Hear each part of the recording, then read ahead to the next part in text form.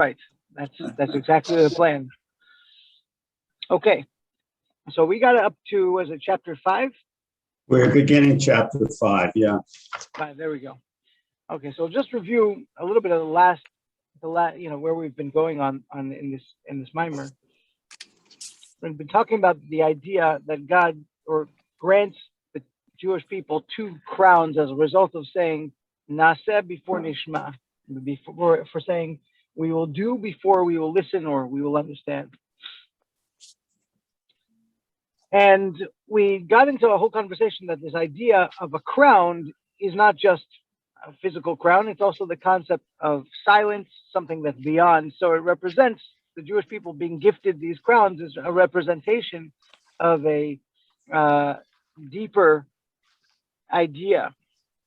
And so in order to be able to understand that deeper idea, we got into the whole discussion about this process of the spiritual escape from Egypt, which begins with the stage of itkafia, which is self-subjugation, putting ourselves and our desires aside, then moving into a more intellectual process where we are assessing ourselves and we are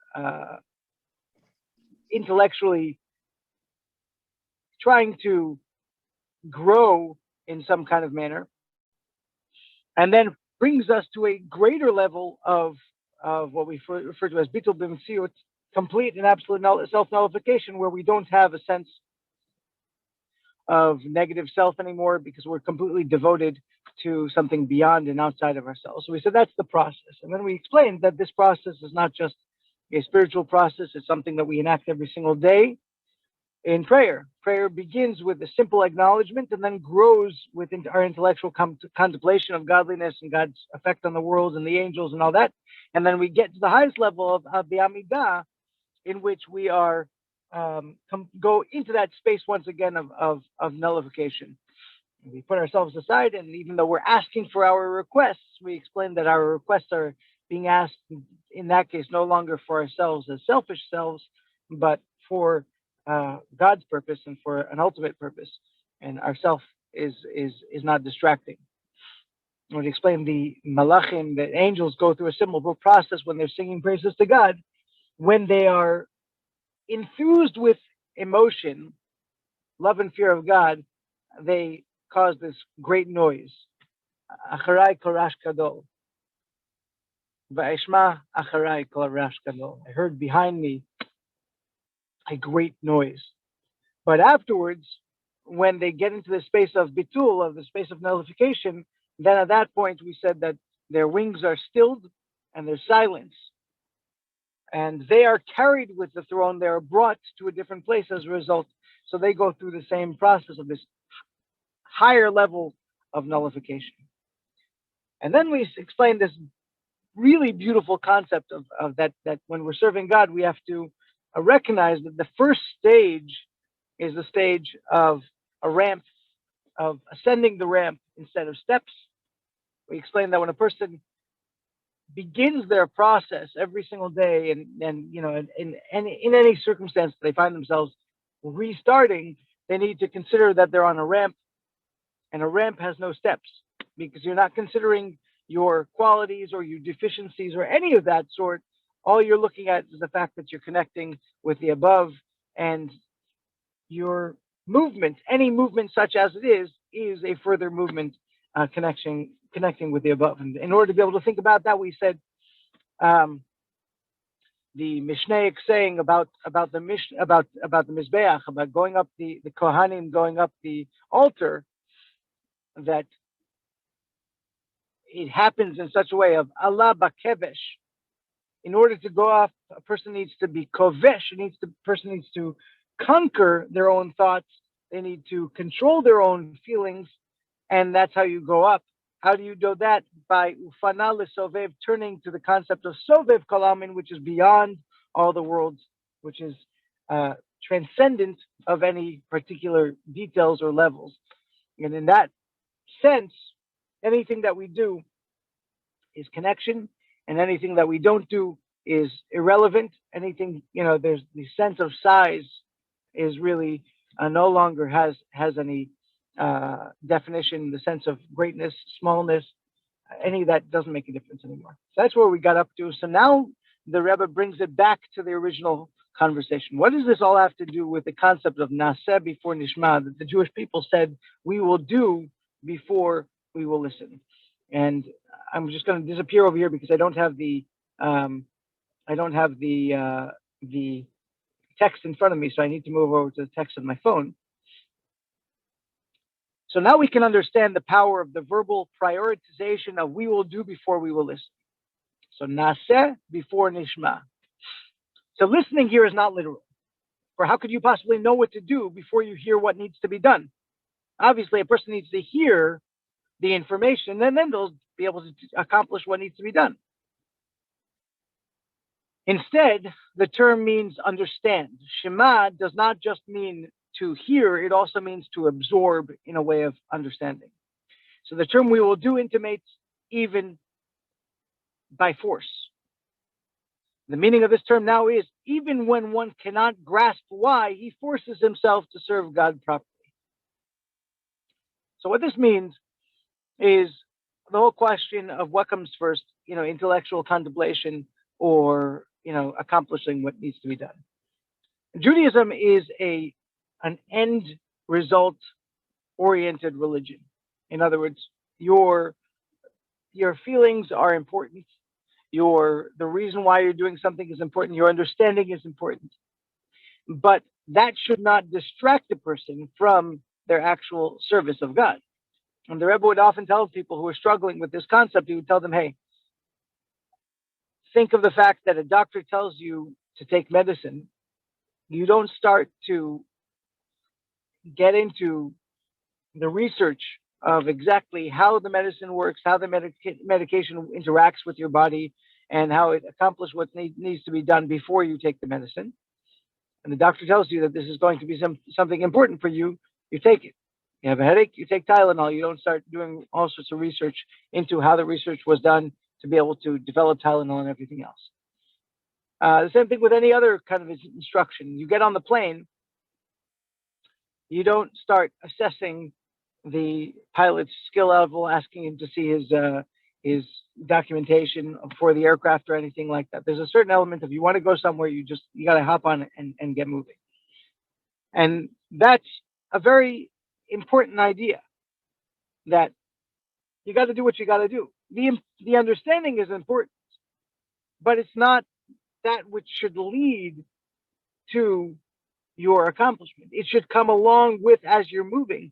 And the Jewish people understood that part of this process of growth is sometimes you do what you're told, then afterwards you understand. I'm in a uniform today, of course, and a very important part of the military training is they don't necessarily tell you exactly what's happening at a particular time. Sometimes they're giving you an exercise in training, and they're not telling you, okay, do this exercise for this particular reason. Because the more you interact with the reasoning, the less you're going to be able to actually train yourself. And the training is part of who you are. It needs to become part of who you are, and you can't be distracted by the hows and the whys. That comes with time. It's an important part of it. But first, get things done. So the Jewish people understood that, and they understood that this was a preparatory phase to receiving the Torah. So the second paragraph. So now we understand why this was a preparatory step to receiving the Torah. The Jewish people recognize that the service of action is greater than that of comprehension, despite the fact that comprehension brings with it the pleasure of understanding, while action is done in a state of restraint. As a result, they reached the silence and nullification of Keter, and accordingly, they drew down the supernal Keter, the crown of Torah. So what we're saying here is something very, very important. Intellectual comprehension feels good. It's part of, we feel full. We feel complete when we understand something. It's important. Nobody is saying it's not important. It's crucially important in Judaism. But at the end of the day, anything that is self-oriented has a certain limitation to it. And the Jewish people, by understanding that action is important, whether or not I understand it, whether or not I'm in the mood to it, whether or not it feels good to me, those things are irrelevant because it's a matter of serving God. And because they came to that understanding and that conclusion, they were able to reach this higher level of this higher state of being, Keter, the crown. Keter, we said, it has two elements of it. It has one that is beyond comprehension. It's the earlier stage to comprehension. And we said it also has this element of silence. The silence is the state before the revelation of understanding. So the Jewish people, by their recognition that the results, that the action is what is most important, they were able to reach into the concept of Keter. So the Rebbe says, well, at the same time, it is true that Torah extends from Chachma. And it's a quote that says, Torah me Chachma nafkat. Still, the Alter Rebbe explains that the verse and the voice appeared from above the firmament. Vahi akol me'al lerakia refers to the voice of Torah which is above the firmament that divides. What does that mean? The meaning of this statement is that there are all sorts of divisions and partitions through which divinity flows downward. Godliness is a system which we cannot interact with on a personal sense because of the fact that we are limited. We are created beings. And as created beings, we cannot receive infinity in our finite state. And the only way for us to be able to receive it is through certain divisions, certain partitions. The most famous one, which we've discussed many times, is the idea of the Tzimtzum, the original contraction through which the entire infinity of God is siphoned off, so to speak, into one single ray, and that one single ray itself is contracted into further and creating further worlds. So there's all sorts of levels of contractions and divisions, parsaot, which means curtains, that conceal godliness, because we're not capable of receiving godliness. Moshe says to God, I'd like to see your face. That's obviously not a physical face. The word panim comes from the word pnimiyut, which means innerness. And God's response is, Ki lo yirani adam b'chai, a person cannot see me and live. And he says, I will show you et achorai, I will show you my back. I will show you the back element, so to speak, of myself. In other words, what he's saying is that I'm going to give you a very high revelation that no other human being has ever been able to perceive, but at the same time, it will still be a partition. There's still going to be a removal. There's going to be some kind of distance there, because at the end of the day, even Moshe, with all of his spiritual gifts and capabilities and power, he is not capable of seeing, so to speak, perceiving godliness in an open and absolutely revealed fashion. Although he's able to see it, unlike any other prophet. Every other prophet can see godliness only through either a dream or through some kind of vision. And there's a loss of sense when they go into that space. That's described as we mentioned before in Bati Lagani. We've described the prophets are referred to as Meshuga, crazy, because of the fact that they divested themselves of all their clothes. They went into a state. Moshe didn't do that. He was able to do that while awake, while conscious, and he was the only prophet who was able to do that. So he was certainly beyond all others in terms of his capability. But still, even Moshe cannot see God's face, so to speak. So there are all these levels of partitions, and there's different levels of prophecy, and each one of them is able to perceive according to their particular capabilities, and those are different divisions. But Torah is ultimately the voice that is me'al lerakia, beyond the partition. And here the Rebbe says something really incredible. Torah, even as we speak it ourselves, is a reflection of the divine voice, and in its regard, there are no such partitions. Torah is above as it is below. Even as the Torah comes out through Chachma, it retains its keter. It still has the reflection of the earlier state, even as it comes through the process of being into this world. But the way you capture this is through the nullification of Nasa before Nishma. So what we're saying here is really, really incredibly powerful. Let me grab a drink here.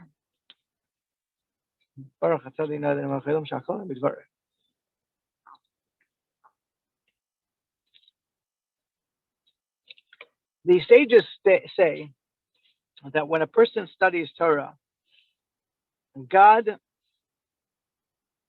studies with them,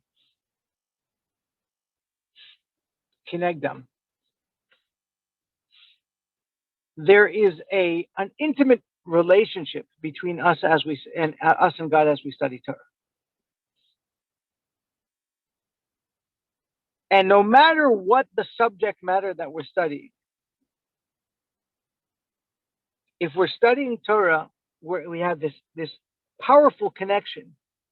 So on the one hand, you might be talking about something very, very, not just mundane, but even talking about, let's say, evil. We're talking about the need to punish people who do the worst of the worst of the worst.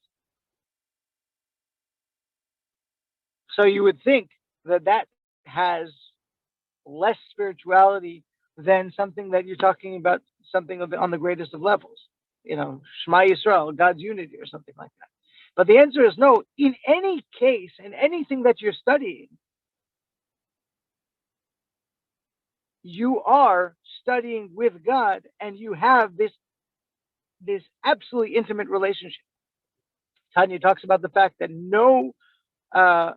there's no unity that we can attain with God like the unity of studying Torah, because Rambam describes the Torah as Hashem's wisdom, and He and His wisdom are one.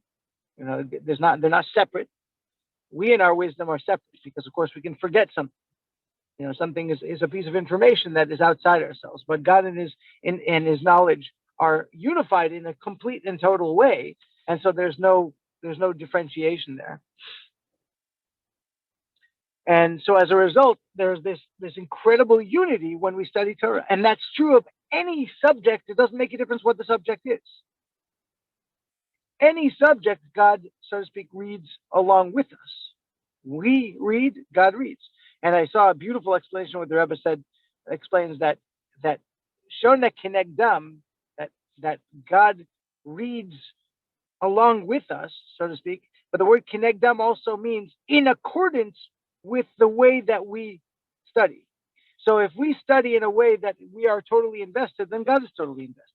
And if we study in a way that is distant, then God forbid, then there's less of that relationship, which itself is a mind-blowing idea that hopefully one of these days I'll figure out how to apply to myself in my own study of Torah, besides for teaching, which is much easier to, shall we say, invest yourself in than studying by yourself.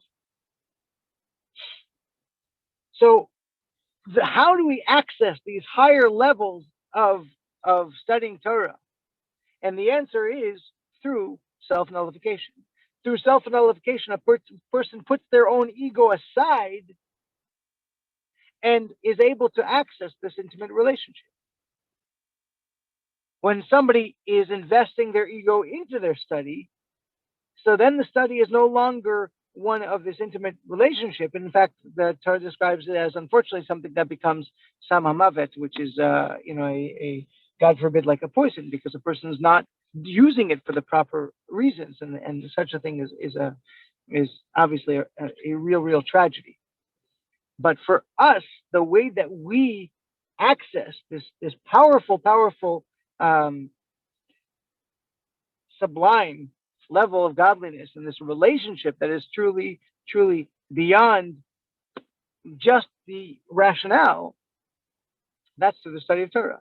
And that gives us insight into the fact that we study subjects that are arcane or seem to be sometimes, God forbid, pointless.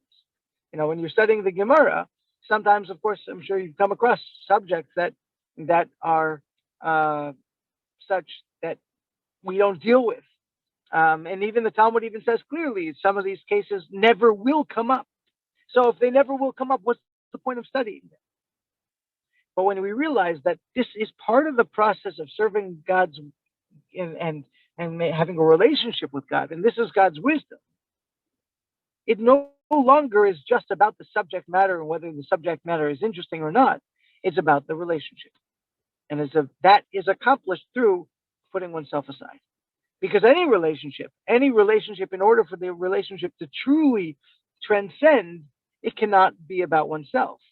There's obviously, in every element of a relationship, there's obviously pleasure. But if as soon as a person is focused on the pleasure, they lose sense of what the relationship is all about. And so the pleasure can come as an automatic. And it's important for the pleasure to be there. Nobody's telling you that Judaism should be dry. Nobody's telling you that your relationships should be dry and God forbid. No, it absolutely, but that should not be the driving factor. The driving factor should be the relationship itself. And that's accomplished by putting ourself aside. And that we draw down Keter as a result of that. So in addition to this, our sages say that God held the mountain above the people like a barrel, which Talmud denotes the great coercion of Torah. It's a fascinating discussion. It says that Hashem held the mountain over them like a barrel and basically said, if you accept the Torah, wonderful, but if not, you're going to be buried right here. And the Talmud says this is Moda Rabba Le'araita, which means basically this is the great coercion or the great excuse, so to speak. At the end of the day, we were forced into it. There's also a fascinating element of this, like the Chassidic explanation is that the Jewish people had gone through so much, they've been gifted so much, through the process of escaping from Egypt, the plagues and splitting the sea and the revelations at Mount Sinai itself, and all of that. It was such that how could they possibly say no? So as if a mountain was being held over their heads. That's one explanation. But here, the Baal Shem Tov says actually a person has to take this to heart. There's sometimes, of course, when we're not in the mood. And Tosfot, of course, asks, why was it necessary for God to do this when the Jewish people already said we will do and we'll listen? So Baal Shem Tov explains that this is a reminder to someone who does not desire to fulfill Torah mitzvot that he should coerce himself to fulfill his responsibilities at the very least within his thought, speech, and action, because that's where, at the end of the day, that's where it's all about. So a person should if a person's struggling with this at that point, you should say, look, this is my responsibility. I've got something hanging over my head. It's a personal driving factor to realize that, okay, I've got something over my head. I have something to push myself to do this. And at the end of the day, the pleasure is not where it's all about. Now, we learned in previous Maimarim that all the feelings will eventually come once we're doing things. We spoke about in Visha Achat, the idea that right now that may be empty vessels, but eventually they'll be full. And all of those ideas are very, very important. But when it comes to practically speaking, what I need to do right now, whether or not I'm in the mood, is completely irrelevant. What I need to do right now is what I need to do. And so therefore, we're seeing this linkage of the original state of coercion, the original state of nullification, and the later state of nullification.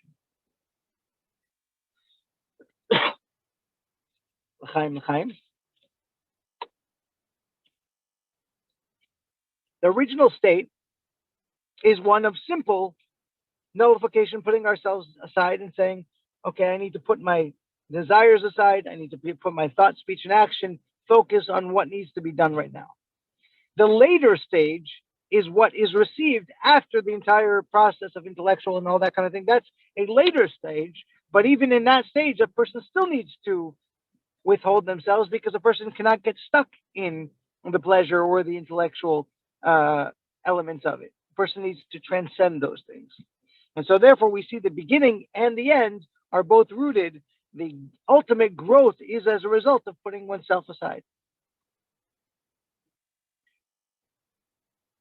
So the Rebbe is going to take that the next step in the final chapter, which I was going to save for, let's just save it for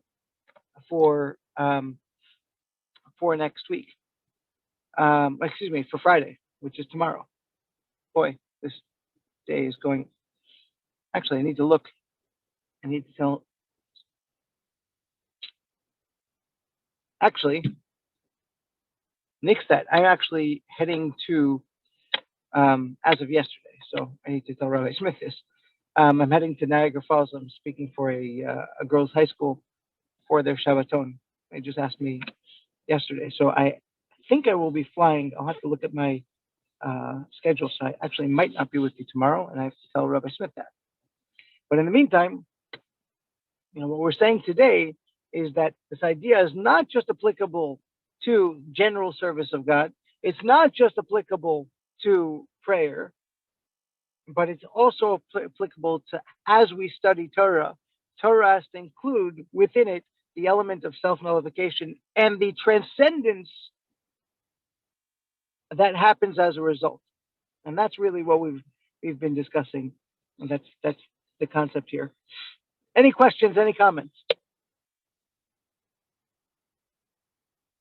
Can't see everybody, so I can't see if somebody has a question. There we go. Is anybody?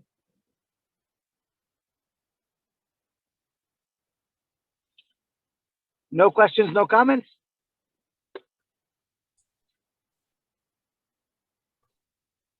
Rebbe, I'm glad you told us where you were, because I thought you were broadcasting from the Ukraine, the way you were.